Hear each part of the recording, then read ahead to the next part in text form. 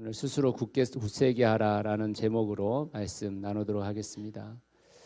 여기 계신 모든 분들은 대한민국 사람들이시죠?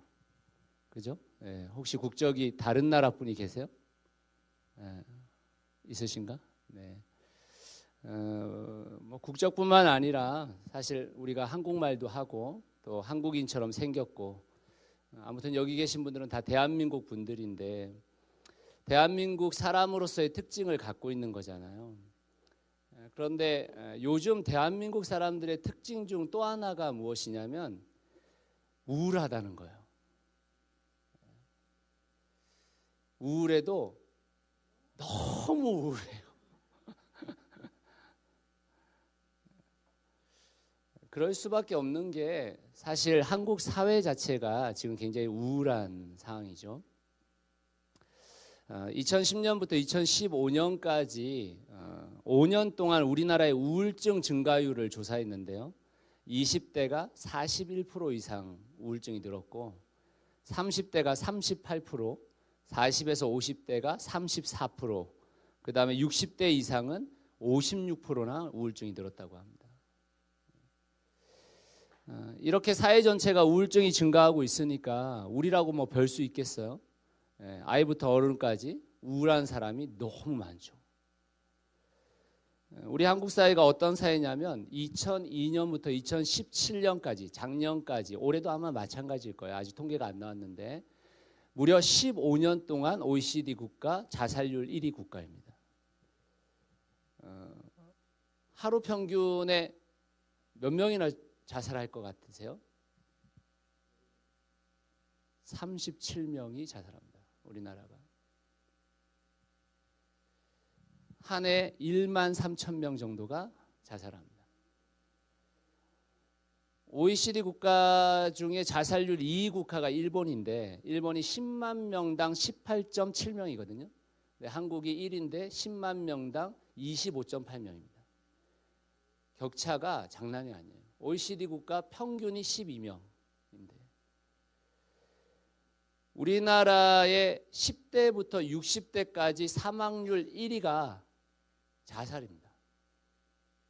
사망 원인이. 정말 우울해지죠, 막. 우리나라가 왜 이렇게 자살률이 높은가 이제 이유를 분석해 보니까 우리나라가 너무 성장지상주의적 경쟁력이 너무 세다는 거예요.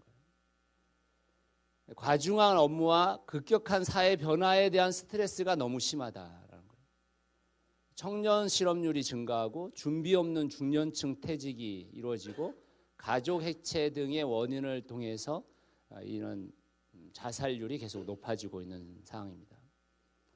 우리나라가 OECD 국가 중에 1위를 하고 있는 것은 자살률뿐이 아니에요. 사실은 노인 빈곤율 우리나라 1위입니다. 산재 사망률 1위고 사교육비 비율 1위고 이혼 증가율 1위, 성인 흡연율 1위입니다. 우리나라가 현재 꼴찌하고 있는 것도 몇 가지 있는데요. 청소년 행복지수 꼴찌, 출산율 꼴찌. 우리 옆에 있는 분한테 이렇게 한번 얘기하시면 좋을 것 같아요. 당신이 우울한 게 이해가 됩니다. 이렇게.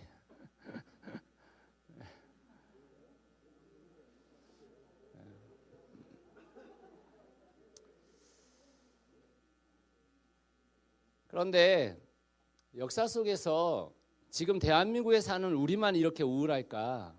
그렇진 않겠죠. 그렇진 않겠죠. 오늘 우리가 읽은 학개서의 사람들도 매우 우울한 시간을 보냈어요. 바벨론 포로기에서 이제 이스라엘 본국으로 복귀를 했단 말이에요. 그런데 이 이스라엘 백성들이 복귀를 했는데 얼마나 생활이 어려웠냐면 1장 6절 한번 읽어보시죠. 학개서 같이 읽겠습니다. 시작. 너희는 씨앗을 많이 뿌려도 얼마 거두지 못했으며 먹어도 배부르지 못하며 마셔도 만족하지 못하며 입어도 따뜻하지 못하며 품꾼이 품삯을 받아도 구멍난 주머니에 돈을 넣음이 되었다. 한마디로 말하면 의식주가 해결이 안 됐다 이런 말입니다. 굉장히 우울했겠죠. 또 학개서 2장 16절을 보시면 같이 한번 읽어볼게요. 시작. 너희 형편이 어떠하느냐? 20섬이 나는 밭에서는 겨우 10섬밖에 못 거두고 50동이가 나는 포도주 틀에서는 겨우 20동이밖에 얻지 못하였다. 기대하는 바가 전혀 이루어지지 않았다, 이런 말입니다. 기대하는 바가.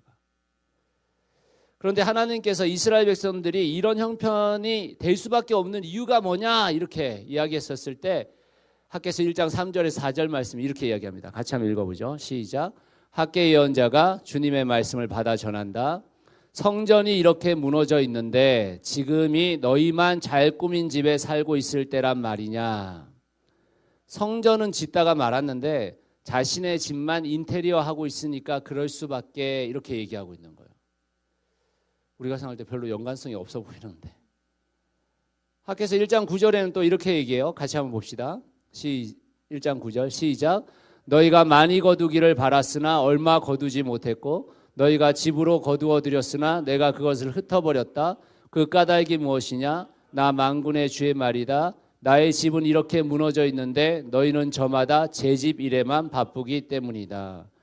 성전은 무너져 가는데 매일 자기 집만 돌보고 있으니 그럴 수밖에, 이렇게 얘기하고 있는 거예요. 이스라엘 백성들이 자기 집만 인테리어하고 자기 집만 돌보니까 너희 의식주도 해결이 안 되고 너희가 기대하는 바도 하나도 이루어지지 않잖아, 이렇게 얘기해요. 그런데 충격적인 것은 하나님이 이 말씀을 하시면서 이실직고를 하세요. 학개서 1장 10절에서 11절 말씀 한번 보시죠. 같이 읽겠습니다. 시작. 그러므로 너희 때문에 하늘은 이슬을 그치고 땅은 소출을 그쳤다.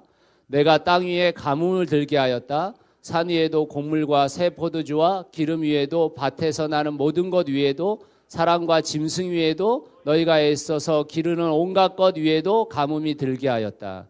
누가 그렇게 만들었다고요? 내가 그렇게 했다, 이런 거예요. 내가 그렇게 했다. 너희 의식주 해결 안 되는 게 내가 그렇게 한 거야, 이렇게 지금 얘기하고 계신 거예요. 내가 그렇게 한 거야. 또 학개서 2장 17절도 보세요. 더해요. 하나님께서 시작. 내가 너희를 깐부기병과 노병으로 쳤다. 너희 손으로 가꾼 모든 농작물을 우박으로 쳤다. 그런데도 너희 가운데서 나에게로 돌아온 사람은 아무도 없다. 나 주의 말이다. 사실은 너희들이 내게 돌아오기를 바라서 내가 그렇게 행했다라고 말하고 계시는 겁니다. 여러분, 이런 말씀을 들으면 두렵죠. 떨리죠. 이스라엘 백성들과 지도자들도 두렵고 떨렸어요. 얼마나 두렵고 떨렸겠어요? 우리가 날마다 걱정하고 힘들어하고 고통스러워한 그 일이 하나님께서 그렇게 하셨다는데 얼마나 두렵고 떨리겠습니까? 근데 하나님께서 해결책을 주세요. 학개서 1장 8절 말씀 같이 한번 보시죠. 시작. 너희는 산에 올라가서 나무를 베어다가 성전을 지어라. 그러면 내가 그 성전을 기껍게 여기고 거기에서 내 영광을 드러내겠다. 나 주가 말한다. 가서 짓다가만 성전을 지라는 거예요. 가서. 사실 지금 바벨론 포로에서 돌아와서 자기 집을 다시 짓는 거 필요합니까? 안 필요합니까? 너무 필요한 일이잖아요. 지금 수십 년 동안 몇 세대가 지금 돌아오지 못했다가 그것도 억지로 돌아왔는데 돌아와서 자기 집을 살펴야 될 거 아니겠어요? 당연히 살펴야죠. 가족의 생계를 위해서 자기 집을 돌봐야 되겠습니까? 안 돌봐야 되겠습니까? 돌봐야죠. 당연히 돌봐야죠. 그 모든 것을 뒤로하고 성전을 지으라는 말이 쉬운 결단이 아니죠. 지금 쉬운 결단이 아닌 것입니다. 그래서 하나님께서 이스라엘 백성들과 지도자들에게 이렇게 얘기하세요. 그걸 시작할 수 있도록 14절 말씀 같이 읽겠습니다. 시작. 주님께서 스알디엘의 아들 스룹바벨 유다 총독의 마음과 여호사닥의 아들 여호수아 대제사장의 마음과 남아있는 모든 백성의 마음을 감동시키셨다. 그래서 백성이 와서 그들의 하나님 만군의 주님의 성전을 짓는 일을 하였다. 그들이 주님의 그 성전을 짓는 일을 시작했는데 어떻게 시작됐느냐? 지도자들과 백성들에게 감동을 주셨다는 거예요. 감동을. 무슨 감동을 주셨겠어요? 그럼 어떤 감동이 되었겠습니까? 학개서를 잘 읽어보면 어떤 감동이 되냐면 하나님께서 너희의 옛 모든 조상들과 맺었던 그 언약을 내가 지금도 지킬 의향이 있다라고 말한 거예요. 나는 지금도 너희에게 살아있는 하나님으로서 너희 가운데 임재하겠다라고 말한 거예요. 그게 감동이 됐던 겁니다. 그게. 학개서 2장 3절에서는 근데 문제가 생겨요. 같이 한번 읽어봅시다. 시작. 너희 남은 사람들 가운데 그 옛날 찬란하던 그 성전을 본 사람이 있느냐? 이제 이 성전이 너희에게 어떻게 보이느냐? 이것이 너희 눈에는 하찮게 보일 것이다. 자신들이 지금 짓고 있는 그 성전을 지으려고 하다 보니까 어떤 문제가 생겼냐면 예전에 자신들이 들었던 성전이 아닌 거예요. 예전에 자신들이 들었던 그 웅장한 성전, 거대한 성전, 하나님을 위해서 지은 집이라는 그 느낌의 성전이 아닌 거예요. 너무나 초라한 성전인 거예요. 솔로몬의 그 성전과는 너무 비교할 수 없는 제2의 성전, 수르바벨 성전이 지어지고 있는데 여기에 하나님이 머물 수 있을까? 여기에 하나님께서 와주시겠는가? 이런 고민이 들었던 겁니다. 고민이. 그래서 그것을 알고 있었던 노인들은 다 눈물바다가 돼버렸어요. 그 성전을 짓다가. 눈물바다가. 그러나 그런 이스라엘 백성을 보고 하나님이 뭐라고 말씀하시냐면 학개서 2장 4절입니다. 같이 한번 읽어봅시다. 시작. 그러나 스룹바벨아 이제 힘을 그러나 여호와가 이르노라 스룹바벨아 스스로 굳세게 할지어다 여호사닥의 아들 대제사장 여호수아야 스스로 굳세게 할지어다 여호와의 말이니라. 이 땅 모든 백성아 스스로 굳세게 하여 일할지어다 내가 너희와 함께하노라 만군의 여호와의 말이니라. 모든 지도자들에게 이름을 부르면서 스스로 굳세게 해라 이 말씀을 하셨어요. 걱정하지 마라. 너희들이 초라하다고 생각하는 이 성전에 내가 함께할 것이니 흔들리지 말고 백성 하나하나 모두 다에게 스스로 굳세게 할 것을 하나님께서 명령하고 계신 것입니다. 그리고 하나님께서 이스라엘에게 두 가지 약속을 하십니다. 학개서 2장 5절 말씀 같이 한번 읽어보시죠. 시작. 너희가 이집트에서 나올 때 내가 너희와 맺은 바로 그 언약이 아직도 변함이 없고 나의 영이 너희 가운데 머물러 있으니 너희는 두려워하지 말라. 하나님의 영이 함께 해주시겠다고 약속하셨습니다. 하나님께서 언약을 변치 않으시겠다고 약속하셨어요. 다시 우리의 하나님이 되어주시겠다고 약속하셨던 것입니다. 두 번째는 어떤 약속을 했느냐? 학개서 2장 19절 시작. 곳간에 씨앗이 아직도 남아있느냐? 이제까지는 포도나무나 무화과나무나 석류나무나 올리브나무에 열매가 맺지 않았으나 오늘부터는 내가 너희에게 복을 내리겠다. 다시 너희의 의식주가 해결되어지고 너희의 기대가 이루어질 것이라고 말해주고 있는 것입니다. 이게 학개서의 내용이에요. 학개서의 내용. 그러면 이 학개서의 이야기를 현대판으로 한번 바꿔봅시다. 서두에서 말씀드렸듯이 대한민국은 바벨론 포로기에 돌아온 이스라엘과 같이 너무나 힘겹고 어려운 삶을 사람들이 살아가고 있어요. 믿는 이나 믿지 않는 이나 다르지 않죠. 많은 사람들이 우울증에 걸려 있고 힘겨운 인생 속에서 외로워하고 있습니다. 그리고 그 어려움들은 신자와 비신자가 전혀 관계가 없어요. 이러한 어려움이 어디로부터 비롯됐을까? 세상 사람들은 이 문제에 대해서 절대 이런 결론을 내릴 수 없지만 우리 그리스도인으로서 어떤 결론을 내릴 수 있는가? 이 땅의 수많은 문제들이 그리스도인들이 성전을 짓지 않고 있기 때문이다라는 거예요. 구약의 성전이 유형의 건물이었다면 신약을 시대가는 우리에게 있어서 성전은 무엇입니까? 성전은 무엇이죠? 우리 자신인 것입니다. 우리 자신.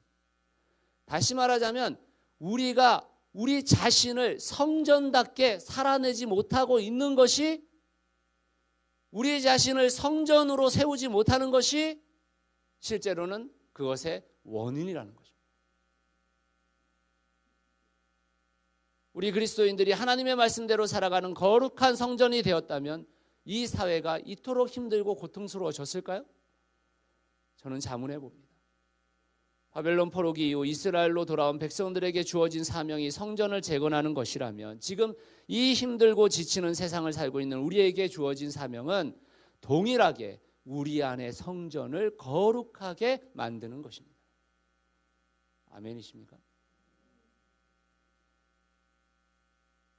그 성전을 재건하는 게 참 어려운 일이에요. 한국 교회는 이미 부흥의 시대가 지나갔죠. 빌리 그레이엄 목사님이 한국에 처음 왔었을 때 여의도 광장에 100만 명이 모였습니다. 100만 명. 그 거대한 물결이요, 뒤에가 안 보여가지고 엄청난 물결이 됐었어요. 엄청난 물결이. 여러분, 우리나라가 20년 전만 해도 이 땅의 대학들마다 얼마나 많은 선교단체들이 얼마나 많은 부흥을 누렸습니까? 솔로몬의 성전과 같은 부흥기였죠. 심지어 지금 60, 70대의 어르신들의 목사님들은요, 70대 정도 이상 되신 목사님들은요, 저희 같은 목회자들 보면 아이고 능력도 없어가지고 이렇게 생각하세요. 왜요? 본인들은 갔다가 깃발만 꽂고 천막만 쳐도 100명, 1000명 이렇게 넘어갔거든요. 요즘은 뭐 저희 목회자들, 저희 같은 나이에 있는 목회자들 교회에 가보면 100에 한 90개는 10명 정도 모입니다. 10명. 부흥의 시대가 완전히 지나간 것입니다. 안타깝지만 그런 시대는 어쩌면 다시 오지 않을지도 몰라요. 현실이 이렇다 보니까 이곳저곳에서 비관적인 목소리만 들려옵니다. 다들 한국교회 암울한 미래를 예견하고요. 그런 비관적인 목소리를 듣다 보면 자꾸 마음이 움츠려들죠. 이제 아무것도 할 수 없을 것 같은 약한 마음이 우리 안에 가득 채워지게 되어집니다. 해서 뭐하나? 해서 되겠어? 이 생각이 들죠. 그래서 많은 그리스도인들도 세상 사람과 다르지 않게 자기 집과 가정을 건사하는데 자신의 생명을 걸며 살아가죠. 그러나 사실 이 땅이 요구하는 의식주를 그대로 반영하여 사는 것은 우리조차도 너무너무 힘든 삶이죠.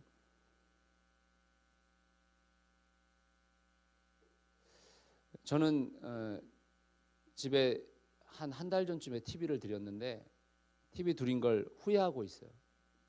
왜 후회하냐면 애들이 보고 너무 먹는 걸 찾아요. 하도 먹는 방송을 많이 하니까 저거 먹고 싶다, 이거 먹고 싶다, 맨날 그 얘기예요. 내가 찾을 수 있는 음식이 아니야. 요즘 뭐 어디 뭐 돈가스 집은 새벽 뭐 5시에 가서 줄 서야지만 뭐 티켓을 받는다면서요? 그런 돈가스 안 먹고 싶은데.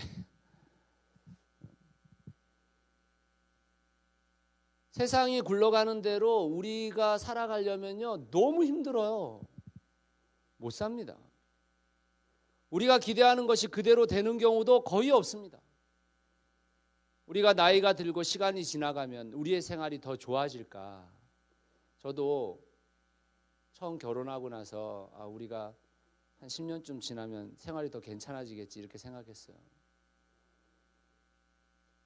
지금 제 결혼한 지가 얼마 됐죠? 2002년에 우리가 결혼했으니까 한 6년 됐잖아요. 빚이 훨씬 많아졌어요. 참. 우리가 생각하는 대로 우리가 시간이 지나간다고 우리의 생활이 더 좋아지지 않아요. 쉽지 않습니다.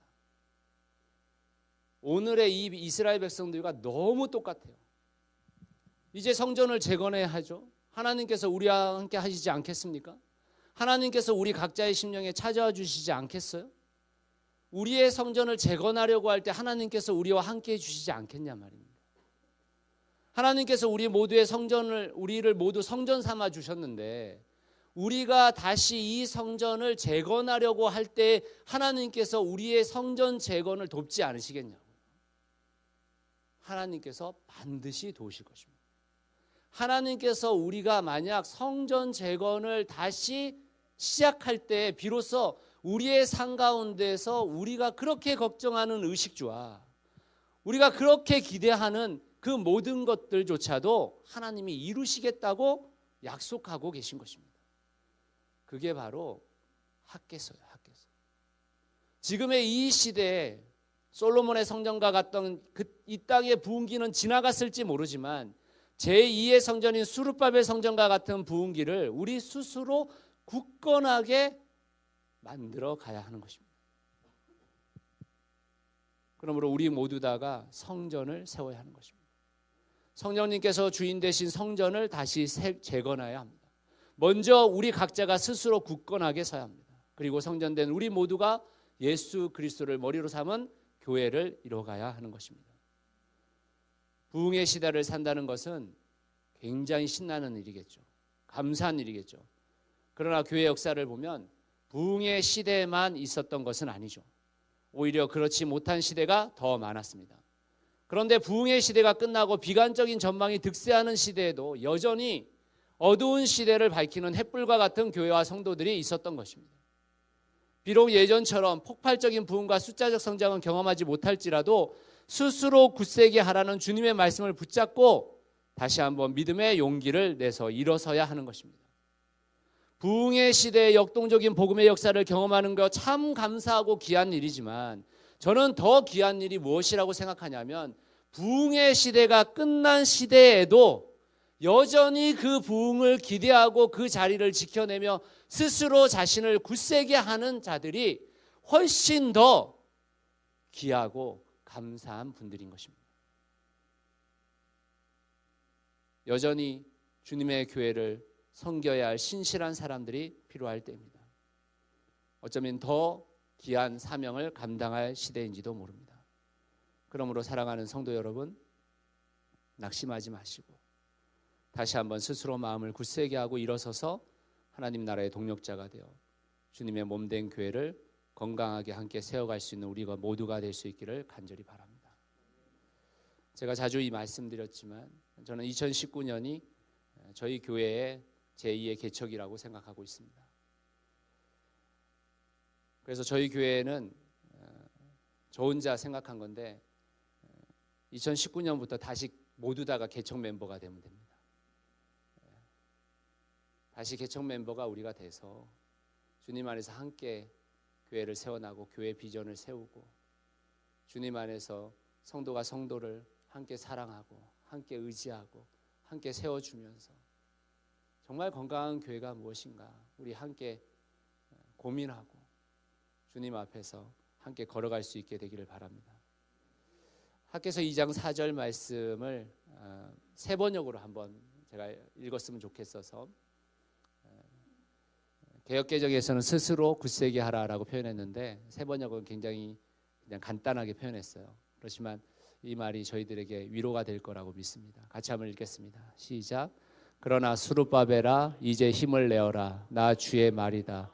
여호사닥의 아들 여호수아 대제사장아 힘을 내어라. 이 땅의 모든 백성아 힘을 내어라. 나 주의 말이다. 내가 너희와 함께 있으니 너희는 이를 계속하여라. 나 만군의 주의 말이다. 아멘. 우리 옆에 있는 사람한테 그분의 이름을 부르면서 한번 이렇게 얘기합시다. 홍택수야 이제 힘을 내라. 이렇게 옆에 있는 분 우리 한번 양 사이드에 있는 두 분한테